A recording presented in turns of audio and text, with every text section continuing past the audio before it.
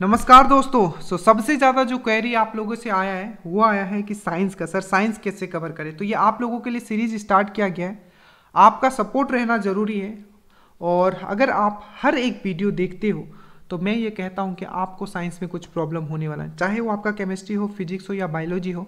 हर एक टॉपिक को, ठीक है, आपको यहाँ वन लाइनर के फॉर्म में मैं क्लियर कराऊंगा। ठीक है, पीडीएफ के लिए आप टेलीग्राम ज्वाइन कर लीजिएगा, ठीक है, नहीं तो व्हाट्सएप का लिंक नीचे दिया होगा, आप वो ज्वाइन कर लीजिएगा। ठीक है, तो स्टार्ट करते हैं, एकदम बेसिक से स्टार्ट करेंगे। फर्स्ट टॉपिक आज है हमारा बायोलॉजी का, ठीक है, वो है आपका क्या है, जीवधारियों का वर्गीकरण। ठीक है, जो हम लोग ने क्लासिफिकेशन, हिंदी इंग्लिश एकदम कंफ्यूज नहीं होना है, ठीक है, मैं इंग्लिश में भी बोलते हुए चलूंगा। ठीक है, तो पहला क्वेश्चन है आपका कि जीव विज्ञान का शब्द का सर्वप्रथम, यहाँ पूछा कि बायोलॉजी, जो वर्ड बायोलॉजी है, याद रखना बायोलॉजी वर्ड पूछ रहा है। ठीक है, ये नहीं पूछा कि भारत इसके फादर कौन है, फादर ऑफ बायोलॉजी नहीं पूछा जा रहा है। ठीक है, तो यहाँ पूछा जा रहा है कि जीव विज्ञान मतलब बायोलॉजी जो वर्ड है वो किसके द्वारा सबसे पहले यूज किया गया था। तो लैम्बार्क एंड आपका ट्रेविनस। बहुत इंपॉर्टेंट है, बहुत बार क्वेश्चन ये पूछा गया है, वही क्वेश्चन है जो एग्जाम में बहुत बार पूछे जाते हैं। ठीक है, जीव विज्ञान का जनक किसे कहा जाता है, मतलब फादर ऑफ बायोलॉजी किसको कहा जाता है, तो आपको याद रखना है एरिस्टोटल, जिसको हिंदू में बोलते हैं हम लोग अरस्तु।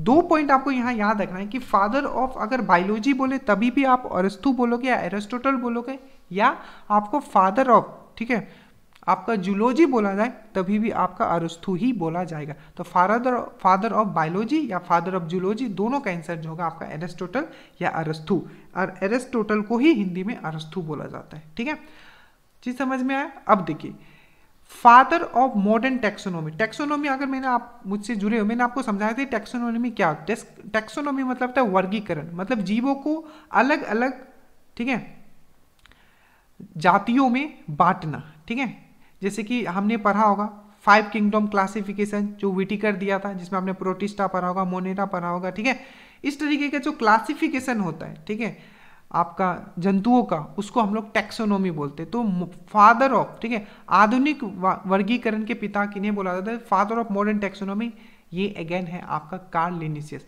एक क्वेश्चन आप यहां से और याद रखोगे, देखो दो तरीके का क्लासिफिकेशन होता है, वर्गीकरण होता है। एक होता है आपका 2 पद्धति वाला, एक होता है 5 पद्धति वाला। 5 किंगडम क्लासिफिकेशन और 2 किंगडम क्लासिफिकेशन। जो 2 किंगडम क्लासिफिकेशन दिया गया था वो दिया गया था कार्ल लिनिशियस के द्वारा, इसके द्वारा। ठीक है, ये जो आप देख रहे हो जिनका नाम फादर ऑफ, जिनको टेक्सोनॉमी बोला जाता है, 2 किंगडम क्लासिफिकेशन इन्होंने दिया था। वही 5 किंगडम क्लासिफिकेशन किसने दिया है, तो विटिकर ने दिया है। ठीक है, ये आपको याद रखना है, 5 किंगडम क्लासिफिकेशन विटिकर और 2 किंगडम क्लासिफिकेशन कार्ल लिनिशियस। ठीक है, इसके बाद ये बहुत ही इंपॉर्टेंट बुक है। ठीक है, ये 3 क्वेश्चन आपका यहां से बन गया। पहला, father of modern taxonomy Karl Linnaeus.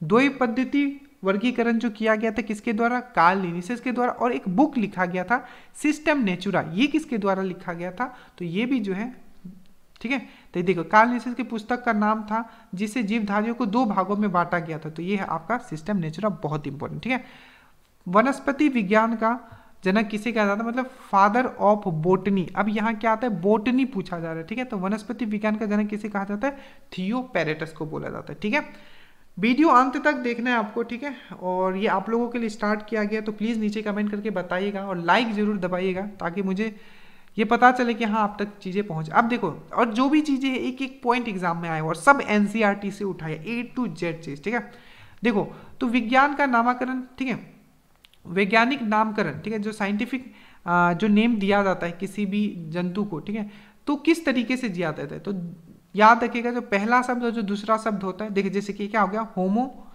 Human को क्या बोला जाता है, होमोसेपियन बोला जाता है। ठीक है, तो जो ये होमो है वो वंश का नाम होता है और सेपियन जो होता है वो जाति का नाम होता है। तो जब भी, ठीक है, वैज्ञानिक नामकरण होगा किसी भी जंतु का, तो पहले क्या लिखा जाता है, याद रखिएगा, ये भी क्वेश्चन इवन आरआरबी जेईई में भी पूछा गए थे। तो आपका वंश का नाम और दूसरा जाति का नाम, उल्टा मत कर देना, जाति का नाम पहले, वंश का नाम पहले। ठीक है, मधुमक्खी का जो पालन होता है, ठीक है, या अध्ययन किया जाता है, उसको क्या बोला जाता है, एपिक कल्चर बोला जाता है, पूछा गया। रेशम कीट पालन को क्या कहा जाता है, तो आपको याद रखना है, आपको इसको सेरीकल्चर कहा जाता है। ठीक है, यहाँ से जितने भी क्वेश्चन, सब क्वेश्चन आए। मत्स्य पालन को क्या कहा जाता है, ठीक है, या अध्ययन को क्या कहा जाता है, तो फिजिकल्चर कहा जाता है। आप लोग में से नीचे मुझे कोई कमेंट करोगे, मैं देखता हूँ। ठीक है, जैसे कि हमारा क्या है, हार्ट का जो दिल का कितना है, 4 भाग है। ठीक है, 4 भाग में बटा हुआ है। ठीक है, उसी तरीके से आप मुझे ये बताइए कि फिश का कितना हार्ट का कितना पार्ट होता है आप मुझे ये बताइएगा, ठीक है। कवक को, ठीक है, कवक को क्या बोला जाता है, तो माइकोलॉजी बोला जाता है, ठीक है। कवक मतलब होता है, आपको इंग्लिश में बता देता है, इसको हम लोग बोलते हैं फंगस। तो स्टडी ऑफ फंगस को क्या बोला जाता है, तो माइकोलॉजी बोला जाता है। वही आपका स्टडी ऑफ एल्गी, ठीक है, एल्गी क्या बोला जाता है, तो फाइकोलॉजी। तो study of fungus mycology, study of algae phycology. 100 बार से ज्यादा पूछा गया ये सब, ठीक है। पुष्पों का, फूल का अध्ययन को क्या बोला जाता है, एंथोलॉजी बोला जाता है, ठीक है। एंथो, ENTHO, ठीक है, एंथोलॉजी, ठीक है। अब इसमें और कीट का में कंफ्यूज मत करना, कीट जो ये एंथोमोलॉजी है, ठीक है, एंथोमोलॉजी, देखो यहाँ एंथो है, ठीक है, और यहाँ एंथो है, ठीक है। तो पुष्प का अध्ययन को क्या बोला जाता है, एंथोलॉजी। और जो आपका कीट का है ये एंटोमोलॉजी है, ENTO, और ये है ANTHO, ठीक है। तो ये हो गया पुष्पों के अध्ययन को एंथोलॉजी, फलों के अध्ययन को पोमोलॉजी, सब पूछा गया, सब सिलेक्टेड है। पक्षियों के अध्ययन बहुत बार, 100 बार पूछा गया, ऑर्निथोलॉजी, इसको बोला जाता है ऑर्निथोलॉजी, ठीक है। उसके बाद कीटों का मैंने बता दिया, एंटोमोलॉजी। वृक्ष एवं झाड़ियाँ, जो वृक्ष और झाड़ी, इसको डेंड्रोलॉजी बोला जाता है। क्या बोला जाता है इसको, डेंड्रोलॉजी, ठीक है, डेंड्रोलॉजी। ये भी बोल रहा है कि आपको अच्छे से पढ़ना है, ठीक है, देखिए बोल रहा है पढ़ो पढ़ो, ठीक है। तो ये हो गया आपका डेंड्रोलॉजी। सर्प, जो सांप होता है उसके अध्ययन को क्या, ये भी बहुत बार पूछा गया। देखो जो भी यहाँ पॉइंट है ना, ये सब NCERT से जो पूछे जाते हैं मोस्ट रिपीटेड वही पॉइंट्स है। तो ये है आपका सर्पों के अध्ययन को क्या कहा जाता है, तो आपका ऑफियोलॉजी कहा जाता है। क्या बोला जाता है, ऑफियोलॉजी, ठीक है। उसके बाद 19, छिपकलियों के अध्ययन को क्या कहा जाता है, तो saurology. Again super important, serology, serology, SEROLOGY। Logy मतलब क्या होता है, स्टडी। तो छिपकलियों के अध्ययन को सेरोलॉजी। PDF के लिए टेलीग्राम नहीं तो व्हाट्सएप का जो लिंक दिया होगा उससे आप जरूर जुड़ जाइए, वहां आपको प्रोवाइड कर दिया जाएगा। अब कुछ ऐसे नाम जो कि वैज्ञानिक नाम है, जो हमेशा पूछा जाता है, ठीक है। जैसे मनुष्य का सबको पता है होमोसेपियंस होता है। अब जो मोस्ट रिपीटेड है, ऐसे तो इसको मैं पर्सनली भी फिर से आपको करवाऊंगा, ठीक है, टॉपिक। बट जो अभी तक जो सबसे बार जो पूछा गया, जैसे ह्यूमन का सबको पता है होमोसेपियंस, ठीक है। आप फिर से याद रखना, पहला जो होता है, ठीक है, ये क्या होता है आपका, क्या किसका नाम होता है, मैंने आपको ऊपर बताया कि जब भी साइंटिफिक नेम लिखते हैं तो जाति वाला जो होता है वो बाद में लिखा जाता है, वंश वाला जो होता है वो पहले लिखा जाता है। तो ये जो है आपका पहला होमो, ठीक है, तो ये है आपका वंश, और सेपियंस जो है आपका जाति। मेढक का याद रखिएगा, ठीक है, राना टिग्रिस, टिग्रिस हो गया, टिग्रेना लिखा हुआ है, टिग्रिस भी होता है, ठीक है। तो मेढक मतलब जो आपका फ्रॉग का बात कर रहा है, ठीक है, फ्रॉग का। चलो अब मैंने आपको 5 किंगडम क्लासिफिकेशन कराया है, ठीक है। आप मुझे ये कमेंट करो कि जो मेढक जो कौन सा किंगडम से बिलोंग करता है, कौन सा फाइलम से बिलोंग करता है, ठीक है। वर्गीकरण आपने पढ़ा है ना, विटिकर वाला मैंने आपको पढ़ा रखा है। चलिए मेढक जो है, मेढक, ठीक है, तो मेढक का बहुत बार मतलब बहुत बार पूछा गया है, राना टिग्रिना, ठीक है, राना टिग्रिना। बिल्ली बहुत बार फेमिलस डोमेस्टिका, ठीक है, डोमेस्टिका, फेमिलस डोमेस्टिका, इसलिए बोलता है इंग्लिश वर्ड्स आप जरूर पता करो। डोमेस्टिका का मतलब क्या होता है, डोमेस्टिकेशन मतलब क्या आता है, डोमेस्टिकेशन मतलब पालतू, जो जानवर हम लोग पालतू बना सकते हैं। तो बिल्ली भी क्या है, घर में ही रहती है, और क्या फैमिली के साथ रहती है, ठीक है। तो आप क्या, फेलिस डोमेस्टिका, ठीक है, तो फेलिस डोमेस्टिका है आपका। अब कुत्ता का भी बहुत बड़ा, कैनिस फैमिलियरस, ठीक है। अब ये बहुत फैमिलियर होता है, मतलब सबसे जल्दी बहुत ही फैमिली बना लेता है, मतलब बहुत ही जल्दी घुल मिल जाता है, ठीक है। तो याद रखना, बिल्ली का है फेलिस डोमेस्टिका और कुत्ते का है कैनिस फैमिलियर्स, ठीक है, कैनिस फैमिलियर्स, बहुत इंपॉर्टेंट, ठीक है। गाय का अगेन बहुत बार पूछा गया, बॉस इंडिकस, मैं इसको ट्रिक से याद करवा दूंगा, ठीक है। गाय को आपको पता है सबसे, मतलब अभी कोई बॉस है इंडिया में तो कौन है, वो गाय है, ठीक है। तो गाय का क्या होता है, बॉस इंडिकस, ठीक है, याद रखें। मक्खी का क्या होता है, तो मस्का डोमेस्टिका। अब देखो ये मैं बहुत कम करवा रहा हूँ, ठीक है, क्योंकि ये वो है जो सबसे बार रिपीट हुए। अब देखिए आम का क्या होता है, मैंगोफेरा इंडिका, क्या होता है आम का, मैंगोफेरा इंडिका, ठीक है। मैंने बहुत बार टेस्ट लिया है, आपको मैंने उसका बताया था, एप्पल का बताया था, मेलस, ठीक है, याद है ना मेलस। अब चलो कोई कमेंट करेंगे। धान का याद रखेगा, और या सटाइवा, ये भी पूछा गया, ये भी पूछा गया, ठीक है। मटर का पीसम सेटेबम, ये भी पूछा गया, और सरसों का होता है आपका ब्रासिका कैम्पिस्ट्रिस, ठीक है, ये भी आप याद रखिएगा। तो इतना आपको कम से कम याद रखना है। नेक्स्ट चलते हैं हम लोग, जीवाणु, साइनोबैक्टीरिया तथा आर्कीबैक्टीरिया किस जगत में आते हैं, तो याद रखना बहुत इंपॉर्टेंट है, स्पेशली ये साइनोबैक्टीरिया। साइनोबैक्टीरिया किससे बिलोंग करता है, तो याद रखना मोनेरा किंगडम का है ये, ठीक है, मोनेरा किंगडम का। पादप व जंतु के बीच की कण को क्या बोलते हैं? Super important question. जो प्लांट होते हैं, ठीक है, पादप मतलब प्लांट, ठीक है, तो प्लांट और जंतु, ठीक है, जो एनिमल होते हैं, ठीक है, प्लांट और एनिमल के बीच का कण को क्या बुलाते हैं? युगलिना। बहुत बार पूछा गया ये क्वेश्चन, आप याद रखिएगा, युगलिना जो है इसका सही आंसर है, ठीक है। शैवाल, ठीक है, मांस, पुष्पीय तथा अपुष्पीय बीज पौधा किस जगत के हैं? आपको सबको पता है। पुष्प आ गया तो क्या होगा? पादप मतलब प्लांट का होगा। उतना इजी है क्वेश्चन, इसको इग्नोर कर सकते हो, ठीक है, पर ये क्वेश्चन आया हुआ है, ठीक है। हाइड्रा, जेलीफिश, ठीक है, किमी, सितारा, मछला, सरीसृप, उभयचर पक्षी तथा स्तनधारी जीव किस जगत के आते हैं? तो जंतु जगत के आते हैं, ये भी आप इग्नोर कर सकते हो, ठीक है। वर्गीकरण आधारभूत इकाई, ये क्वेश्चन भी बहुत बार पूछा गया कि वर्गीकरण जो क्लासिफिकेशन होता है, ठीक है, उसका आधारभूत इकाई क्या है? बेसिकली उसका मेन जो, ठीक है, जिसपे वर्गीकरण बेस्ड होता है, क्लासिफिकेशन बेस्ड होता है, उसका इकाई क्या है? तो जाति, याद रखिएगा। कवक की कोशिका का भित्ति बनी होती है, सुपर इंपॉर्टेंट। यहाँ कवक मतलब फंगस, ये आई थिंक इस बार या किसी बार ये आया हुआ क्वेश्चन है, ठीक है, मैं सिर्फ दरोगा का बात कर रहा हूँ, ठीक है। तो ये याद रखिएगा, कवक मतलब होता है फंगस, ठीक है, फंगस। खम्बस का जो कोशिका भित्ति मतलब सेल वॉल, अगर सिंपल लैंग्वेज में बोले कि उसका बाहरी जो परत होता है, ठीक है, कवक का, फंगस का, वो किससे बना होता है? तो काइटिन से बना होता है, याद रखिएगा, बहुत इंपॉर्टेंट है काइटिन, बहुत बहुत बहुत। नील हरित शैवाल जिसको ब्लू ग्रीन एल्गी बोला जाता है, ये भी सुपर सुपर सुपर इंपॉर्टेंट है, ठीक है। सो ब्लू ग्रीन एल्गी जो है, ठीक है, ब्लू ग्रीन एल्गी जो है किस किंगडम से बिलोंग करता है? तो मोनेरा किंगडम से बिलोंग करता है, ठीक है।